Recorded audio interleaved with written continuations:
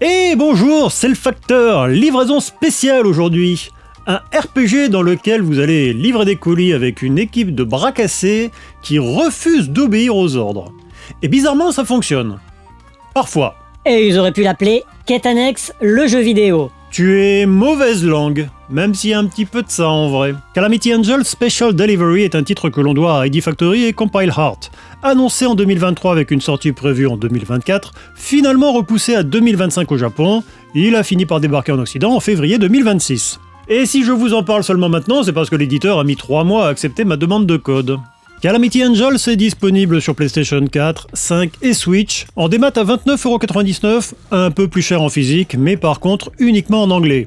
Donc si vous êtes fâché avec la langue de Shakespeare, ça va être compliqué. Ceci étant, ça reste de l'anglais très simple. Une sortie est prévue sur PC un peu plus tard dans l'année. Concernant le scénario, vous allez démarrer l'aventure en choisissant votre protagoniste, un héros ou une héroïne qui, dans tous les cas, s'appellera Yuri. C'est votre premier jour au service de livraison et vous vous retrouvez propulsé à la tête de la brigade des Cutie Angels, les anges mignons, une troupe de livreurs plutôt connue sous le surnom de Calamity Angels, les anges de la calamité, parce que personne n'arrive à en tirer quoi que ce soit. Donc vous allez commencer tout en bas de l'échelle, vos collègues vous prennent de haut et le sous-directeur n'a qu'un seul souhait, celui de pouvoir se débarrasser de vous. Mais vous n'allez pas vous laisser faire, vous avez la niaque et vous savez que vous allez réussir à tirer le meilleur de cette équipe de marginaux qui n'en font qu'à leur tête. Vous allez dans un premier temps faire la découverte de votre escouade. Celia, votre amie d'enfance et soigneuse intéressée par l'argent et les trésors, Somnia, une guerrière narcoleptique, Ivris, une mage puissante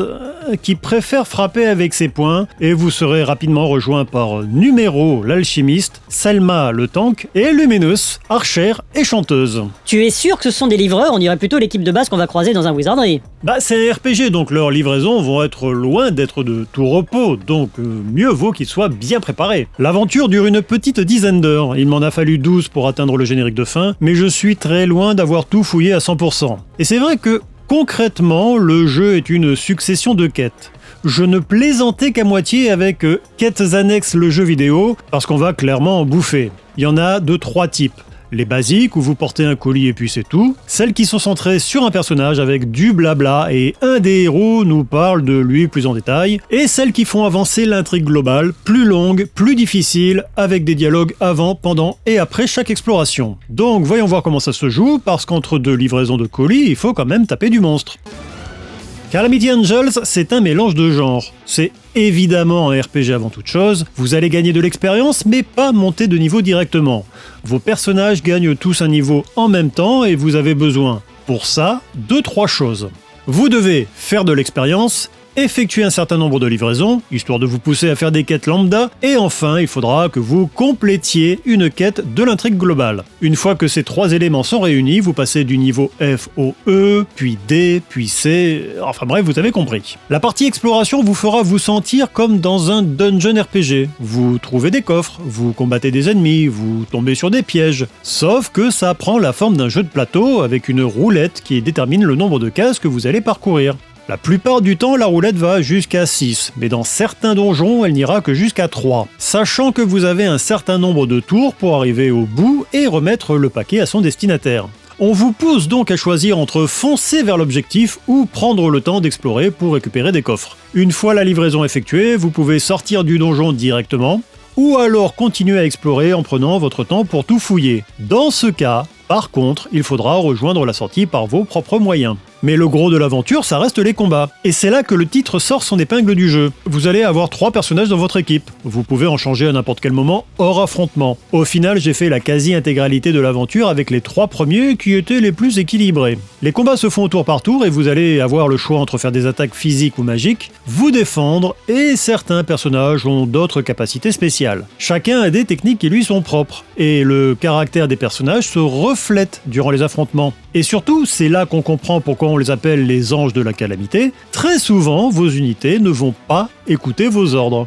Chaque personnage a ce qu'il aime faire et si vous lui demandez de faire autre chose, il risque, au mieux, de faire une autre attaque que celle demandée, au pire, de refuser d'agir ce tour-ci. Heureusement, la gestion des objets, c'est votre héros/héroïne qui s'en occupe à la fin de chaque tour. Concrètement, la soigneuse peut faire des sorts de soins et des sorts d'attaque, mais comme elle est vénale, certaines attaques ne consomment pas de magie, elles vous coûtent de l'argent. Votre mage qui aime utiliser ses points va très souvent refuser de lancer un sort magique quand vous en avez besoin. Votre guerrière narcoleptique, si elle ne se sent pas d'attaquer, elle va préférer dormir pendant quelques tours. C'est normal. De quoi ? Ce sont des personnages féminins, c'est normal qu'elles ne fassent jamais ce qu'on leur donne. Ferme-la. Ta gueule. Oh. En plus, il dit n'importe quoi vu qu'il y a aussi un mec dans l'équipe. Bref, j'en étais où moi ?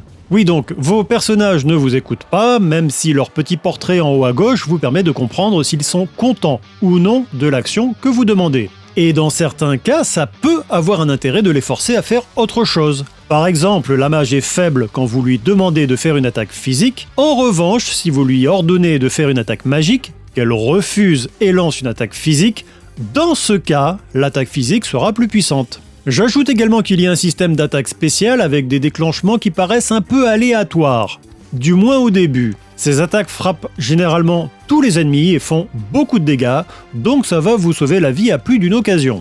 Calamity Angel, c'est assez généreux sur les capacités de vos membres qui ont chacun un panel de techniques bien à eux. Il y a peu de personnages, mais ils sont pensés comme de vraies unités uniques. Ceci étant, il y a beaucoup de techniques dont l'utilité ne saute pas forcément aux yeux, et il m'est souvent arrivé de lancer les mêmes attaques en ne changeant que lorsque j'avais accès à de meilleures versions de celles-ci. Je ne vous ai pas tout expliqué, mais ça vous donne une bonne vision du jeu. À présent, on a vu la théorie, il est temps de passer aux choses sérieuses. Est-ce que Calamity Angels vaut le coup ? Je suis un peu partagé sur Calamity Angels Special Delivery. C'est un jeu ID Factory et je savais donc à quoi m'attendre. Mais même pour un jeu ID Factory, je le trouve un peu faible sur certains points. Ma principale déception est relative au scénario. Pas aux personnages, je les aime bien, ce sont des personnages concons, ils me font marrer, ils sont tous plus débiles les uns que les autres, à part Yuri que l'on dirige. C'est à peu près le seul être humain normal dans tout ce foutoir, et il ou elle doit compenser avec une belle brochette de bras cassés. Entre ceux qu'il faut motiver, ceux qu'il faut calmer, ceux qu'il faut rassurer, le protagoniste a vraiment beaucoup de courage. Et ce côté humoristique est souligné par les designs très agréables de Kei Nanameda, qu'on a déjà vu sur Death and Request ou Mary Skelter. Donc, graphiquement, c'est très joli. Faut le dire vite. Oui, ok, je précise, les personnages dans les scènes de dialogue sont très jolis. C'est vrai que, techniquement, pour le reste, c'est faiblard, et les combats font clairement jeu mobile. Genre Genshin Impact ? Non, plutôt un jeu mobile de 2018. Mais à la base, je parlais du scénario. Il y a quasiment pas d'enjeu, le titre n'est pas très long, et quand j'ai vu le générique de fin au bout d'une petite dizaine d'heures, j'ai eu une sensation bizarre. Comme celle d'un RPG où l'on vient juste de battre le premier boss et où le scénario va enfin commencer à décoller. L'aventure s'achève quand elle devrait démarrer. Le pire étant que je n'avais pas encore atteint les 100% d'après la console, donc je savais qu'il y avait du post-game. J'ai eu un petit espoir, je me suis lancé dedans et non, le chapitre bonus, après avoir fini l'aventure principale, n'est pas plus intéressant. C'est un peu comme si le colis était indiqué comme livré et qu'en ouvrant la boîte aux lettres, j'avais juste un avis de passage. Ça n'en fait pas un mauvais jeu pour autant, j'ai bien aimé les combats. Le côté aléatoire des personnages, généralement c'est le genre de choses qui me gonfle. Mais là, vu que c'est au centre du gameplay, ça n'est pas grave, on fait avec. Surtout que dans l'ensemble, la difficulté n'est pas très haute. J'ai failli faire une fois un game over, mais j'ai été sauvé par mon dernier personnage sur pied qui a balancé une super attaque pile au bon moment. Musicalement, j'ai pas grand chose à dire. Ce n'est pas mauvais, mais j'ai passé la moitié de l'aventure en écoutant autre chose et je n'ai pas retenu une seule musique. Calamity Angels n'est pas une horreur. Comme d'habitude avec ID Factory, les interactions entre les personnages m'ont fait sourire. Ça m'a occupé un week-end, je n'ai pas l'impression d'avoir passé un mauvais moment, mais par contre, je ne me sens pas rassasié après avoir fini l'histoire, et pire encore, je l'aurais sûrement oublié dans 6 mois. Donc, je ne peux le conseiller qu'aux fans hardcore des productions du studio. Et si vous voulez découvrir les œuvres d'ID Factory, ce n'est clairement pas celui que je vous conseillerais pour commencer. Tentez plutôt un Death and Request ou un Neptunia. Bref, j'espère que la vidéo vous a plu, n'oubliez pas de vous abonner, si vous aimez les RPG, vous êtes sur la bonne chaîne pour ça. Ce qu'il ne vous dit pas par contre, c'est qu'on est timbré. Je vous dis à la prochaine, et d'ici là, vérifiez bien votre boîte aux lettres si vous avez commandé des RPG.